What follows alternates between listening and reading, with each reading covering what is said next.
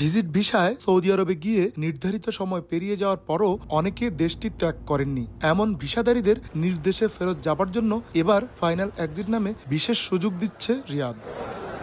দেশটির পাসপোর্ট অধিদপ্তর জানিয়েছে ২৬ জুন থেকে শুরু হওয়া এই সুযোগ আগামী ১ মাস চালু থাকবে। এ সময়ের মধ্যে নির্ধারিত ফি ও জরিমানা পরিশোধ করে বৈধভাবে সৌদি আরব ত্যাগ করা যাবে। সৌদি স্বরাষ্ট্র মন্ত্রণালয়ের আবাসির প্ল্যাটফর্মের তাওয়াসসুল সেবার মাধ্যমে এই আবেদন করা যাবে। আর নির্দিষ্ট সময়ের মধ্যে এই সুযোগ গ্রহণ না করলে অবৈধ ভিজিট ভিসাধারীদের স্পন্সররাও নানা জটিলতায় পড়তে পারেন বলে সতর্ক করা হয়েছে।